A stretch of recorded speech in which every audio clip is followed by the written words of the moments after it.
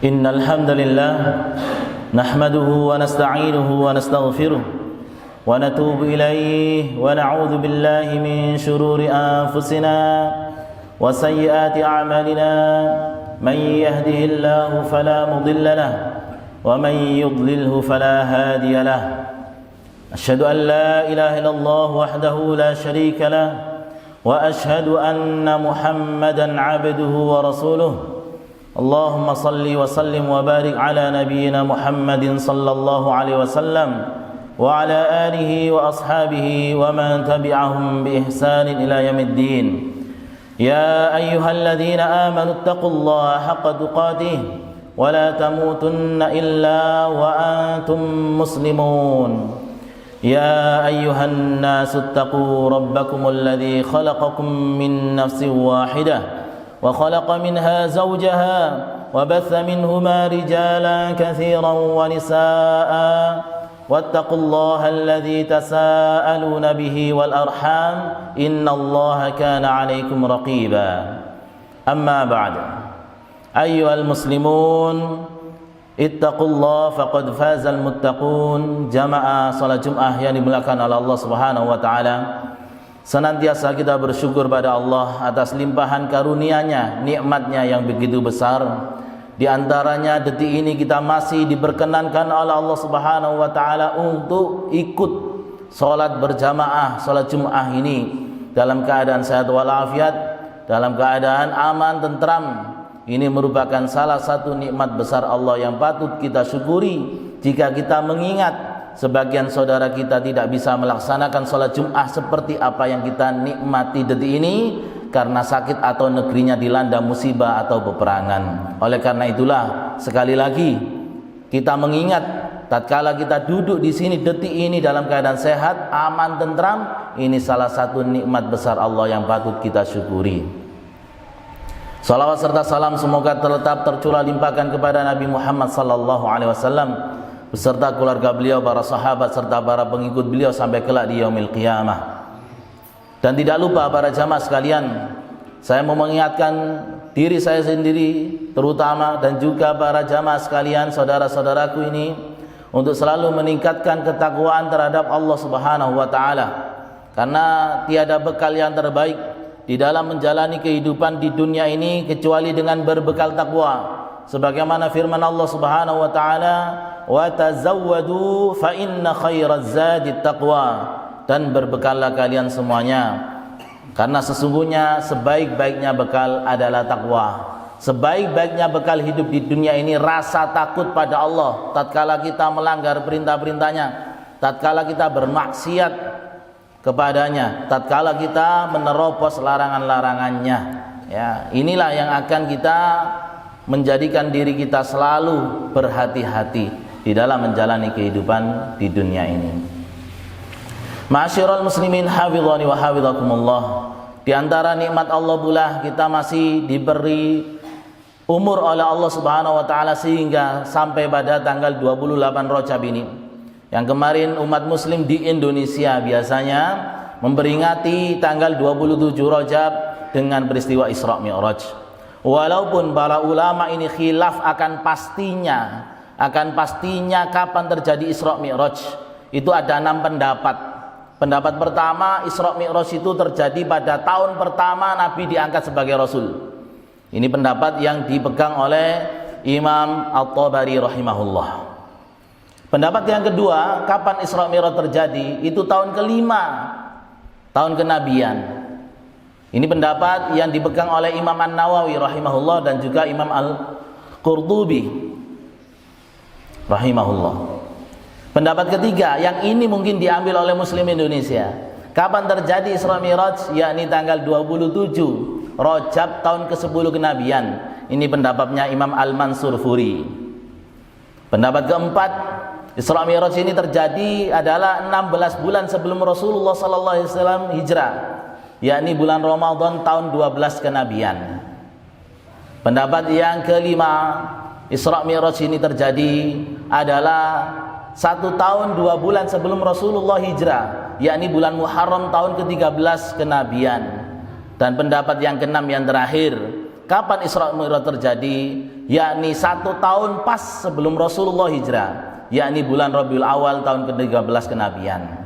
Artinya para jamaah dimuliakan Allah, kapan pastinya ini terjadi perselisihan. Tapi kita beriman peristiwa ini terjadi dan benar-benar terjadi. Ya. Apalagi disebutkan di dalam Al-Quran, di dalam surah Al-Isra ayat pertama yang banyak kita hafal. Subhanalladzi asra bi'abdihi lailan minal masjidil harami ilal masjidil aqsa alladzi barakna haulahu linuriyahu min ayatina innahu was-sami'ul alim. Maha suci Allah yang telah memperjalankan hambanya malam hari dari Masjidil Haram ke Masjidil Aqsa yang diberkahi di sekitarnya untuk menampakkan tanda-tanda kekuasaannya. Sesungguhnya Dia Allah Maha mendengar lagi Maha melihat. Apa para jamaah dimuliakan oleh Allah Subhanahu wa taala? Linuriyahu min ayatina, supaya Allah menampakkan kepada kita tanda-tanda kekuasaannya. Apa tanda-tanda kekuasaan dari peristiwa Isra Mi'raj ini yang harus kita gali? Yang pertama, melalui peristiwa Isra Mi'raj ini menunjukkan kebenaran firman Allah bahwasanya Allah ada di arsy, di atas langit. Ya. Jadi kalau kita ditanya di mana Allah, Allah fis sama, di langit, bukan di mana-mana. Kalau di mana-mana tidak perlu Allah memanggil hambanya Mi'raj dari Masjidil Aqsa ke Sidratul Muntaha, ke atas langit, cukup di depannya. Inilah yang dikabarkan oleh Allah Subhanahu wa taala sendiri. Allahul ladzi khalaqas samawati wal arda wa ma bainahuma fi sittati ayyamin tsumma stawa 'alal 'arsy. Dialah Allah yang menciptakan langit dan bumi dan apa yang di antara langit dan bumi selama 6 hari lalu bersemayam di atas arsy. Di ayat lain disebutkan wa kana 'arsyuhu 'alal ma. Dan arsy-nya di atas air, di atas langit lapis yang ketujuh. Di dalam surah Al-Mulk yang banyak kita hafal, a'amintum man fis sama ayyaksifa bikumul arda fa idza hiya tamur. Apakah kalian merasa aman terhadap zat yang ada di langit? Siapa ini? Allah. Am amintum man fis sama, ayat berikutnya, apakah kalian juga merasa aman terhadap zat yang ada di atas langit? Siapa ini? Allah Subhanahu wa taala. Ini menunjukkan kebenaran firman Allah Subhanahu wa taala peristiwa Mi'raj ini. Bahwasanya Allah, di mana Allah? Ketika seorang budak ditanya oleh Rasulullah sallallahu alaihi wasallam, "Aina Allah?" Di mana Allah? Fis sama, benar, ini di langit. Yang di mana-mana itu apa? Ilmunya Allah. Allah mengetahui kita dimanapun kita berada, apapun yang kita lakukan. Kalau Allah di mana-mananya, zatnya Allah, bahaya. Ya. Inilah yang munculkan wihdatul wujud, manunggaling kawula Gusti. Ya, bersatunya antara makhluk dengan hambanya, dengan kholiknya. Ini bahaya karena berakidah dari Allah di mana-mana atau Allah tidak di mana-mana. Ya. Padahal Allah sendiri menjelaskan ya bahwasannya beliau di langit. Dan peristiwa Isra Mi'raj ini menguatkan firman Allah Subhanahu wa taala.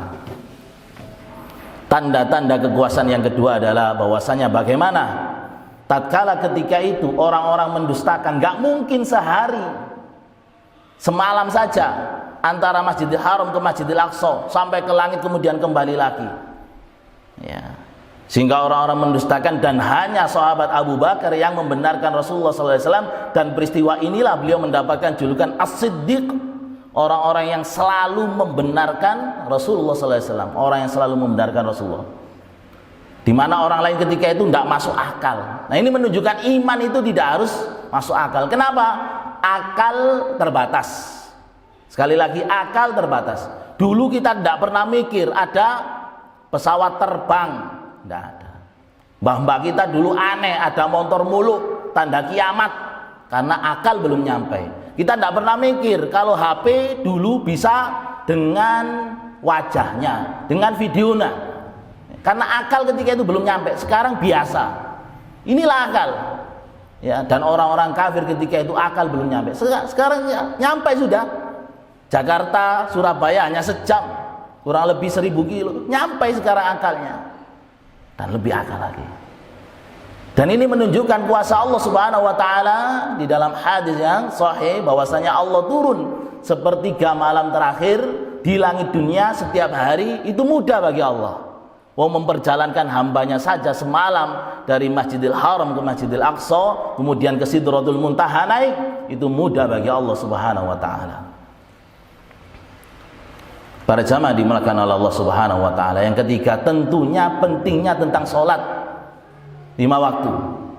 Kalau ayat lain perintahnya cukup dengan ayat puasa, ya ayyuhalladzina amanu kutiba alaikumusiyam, wahai orang-orang beriman, diwajibkan atas kalian puasa. Ya. Haji, wa atimul hajja wal umrata lillah, sempurnakan haji dan umrah hanya karena Allah. Tapi kalau sholat tidak hanya turun aqimus shalah wa atuz zakah, tapi hambanya dipanggil langsung menghadap Allah Subhanahu wa taala, perintah langsung, ya, tidak melalui perantara. Ini menunjukkan apa? Menunjukkan pentingnya sholat. Apalagi para jamaah dimuliakan oleh Allah Subhanahu wa taala, masjid ini sudah dibangun, diperluas. Tinggal apa? Tinggal memakmurkannya. Ya, kalau membangun masjid secara fisik banyak sekarang masjid yang megah-megah.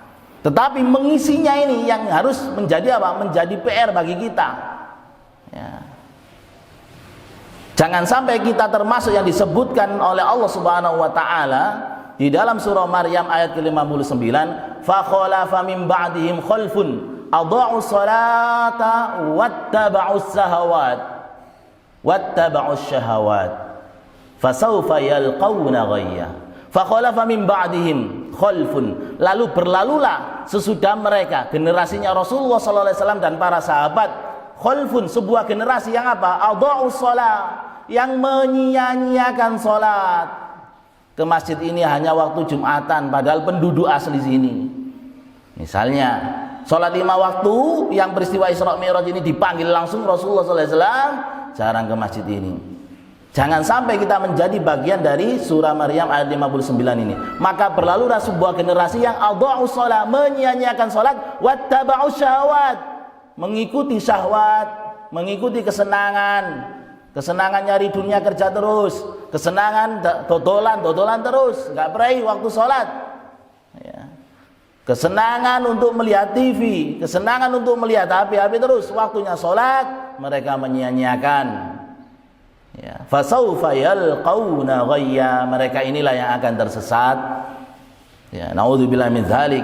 Maka saking pentingnya sholat ini dari peristiwa Isra Mi'raj ini, dan semua ulama sepakat kalau sholat 5 waktu ini diwajibkan sejak peristiwa Isra Mi'raj ini loh. Ya, maka jangan sampai kita menjadi generasi yang menyia-nyiakan. Selanjutnya di antara pelajaran berharga dari peristiwa Isra Mi'raj ini, betapa mulianya Rasulullah sallallahu alaihi wasallam. Ya.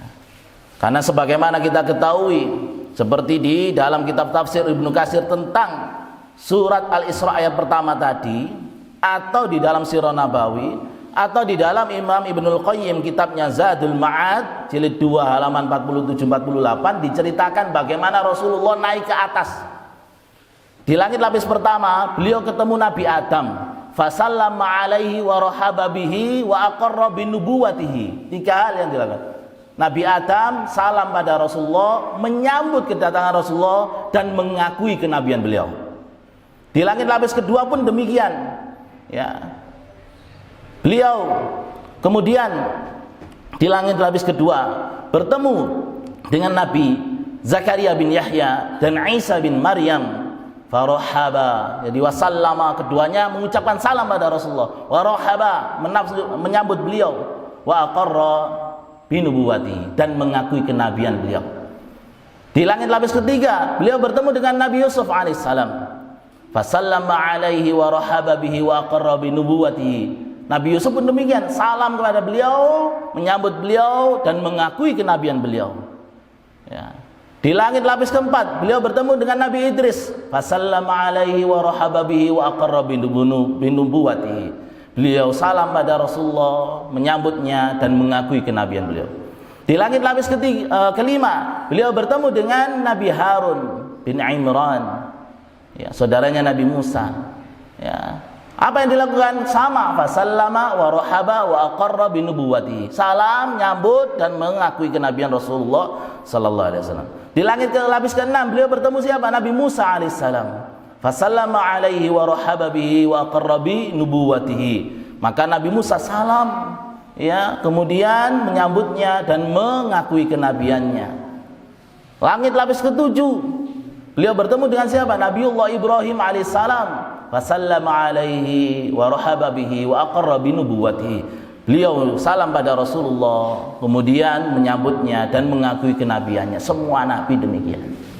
Lah, lalu apa kita umatnya tidak memuliakannya? Gitu loh. Kalau para nabi saja memuliakan Rasulullah sallallahu alaihi wasallam, ya. Memuliakannya dengan apa? Di antaranya jika disebut nama beliau kita bersolawat, ya.